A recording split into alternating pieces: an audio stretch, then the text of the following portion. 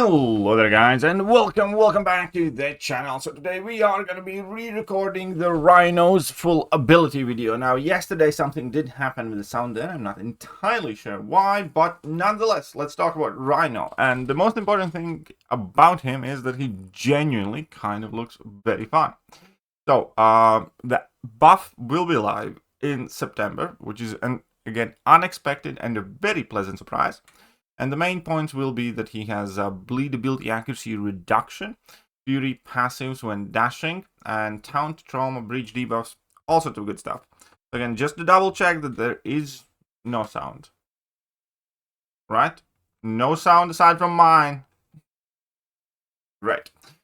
As we can see, as he dashes, he gains his unstoppables, he gains physical resistances and fury buffs, and then based on that, he also inflicts traumas. Opponent with taunt, and level 1 has active stun.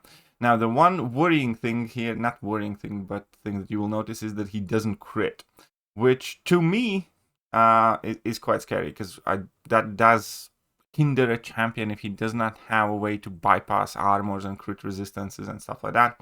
So I am a bit worried about his damage output, but at the very least he definitely looks like a very fun champion to play, and to me.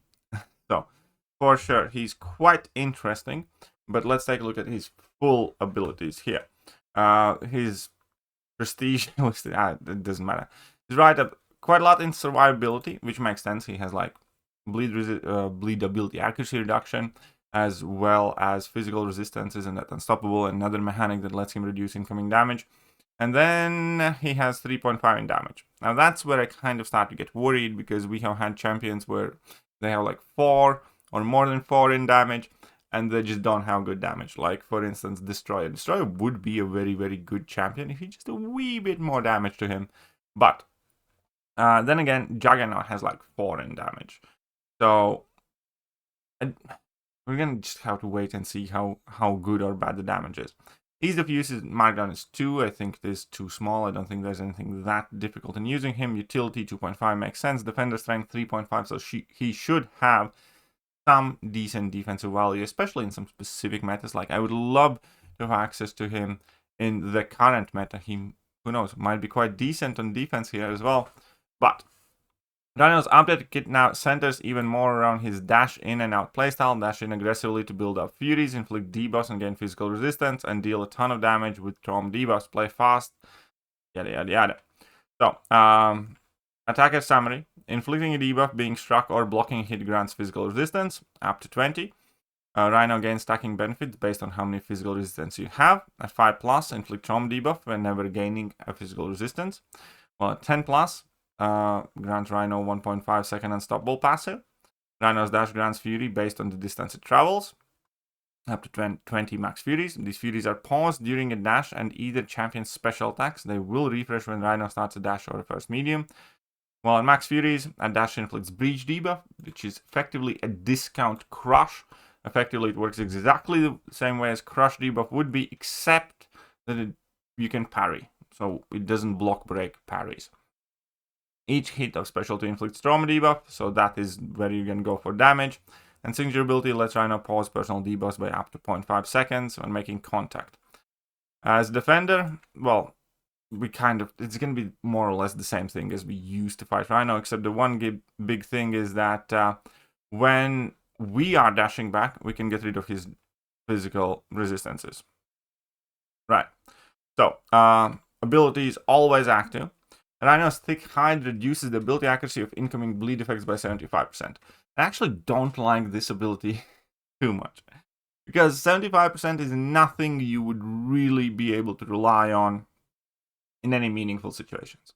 As in, outside of not even hazard shift, because he doesn't have any other immunities.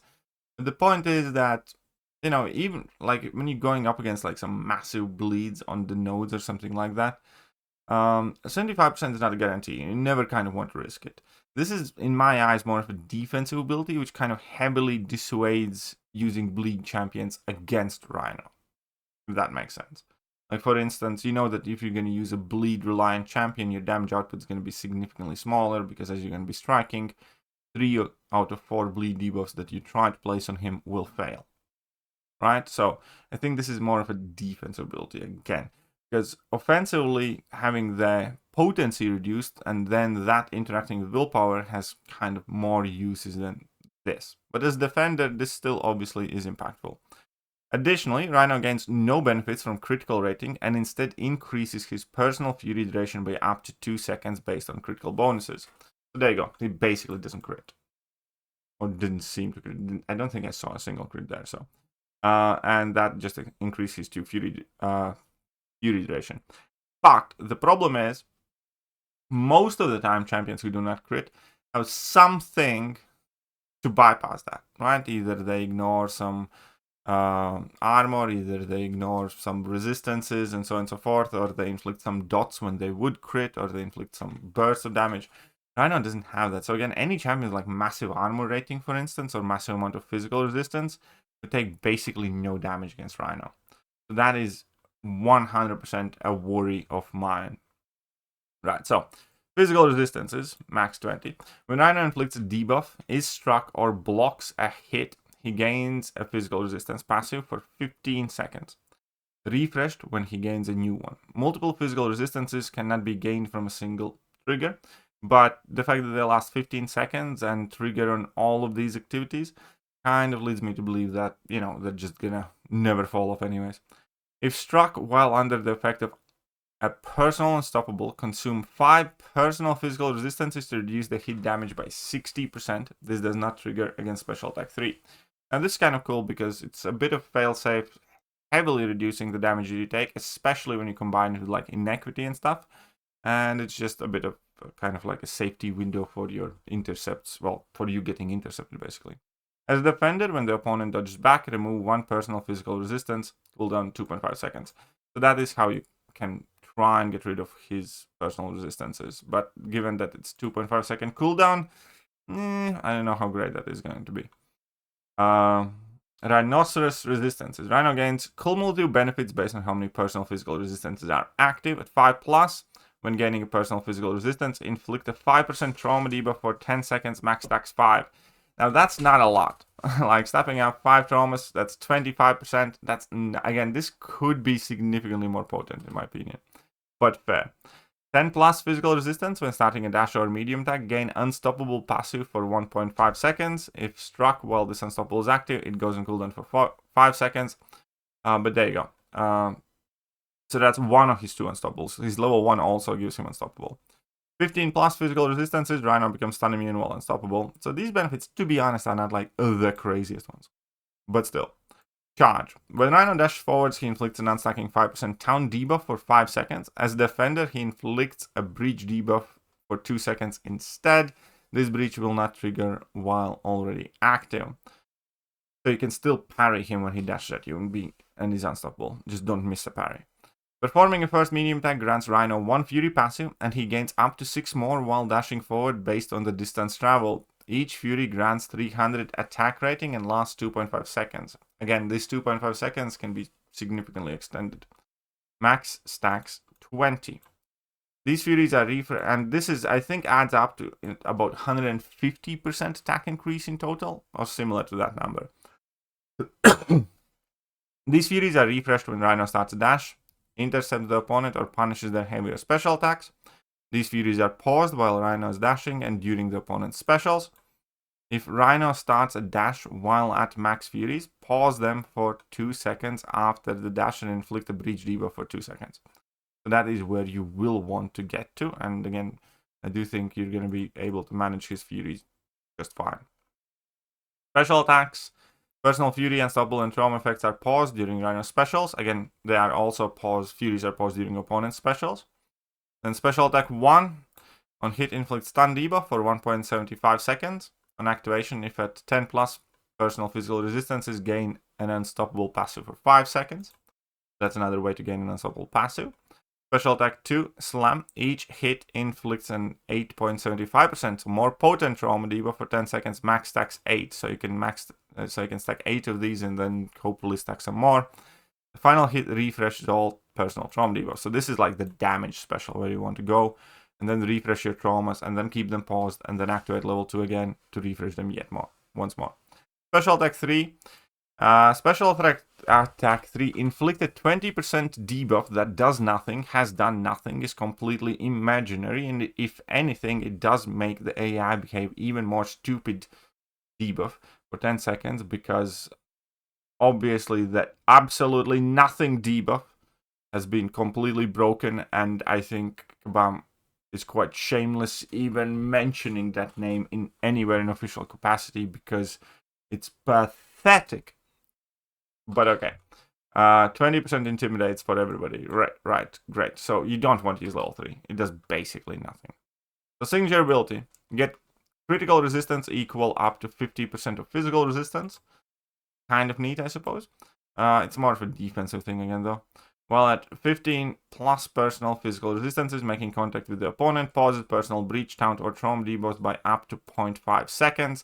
This, I think, is going to be key to be able to stack up your level 2 traumas and kind of go for bigger numbers. And that's about it. Synergy-wise, obviously, most of his synergies are fairly basic, but with Nova, Rhino, and Iron Fist, so increase personal fury duration passes by 25%. It's kind of okay, I guess.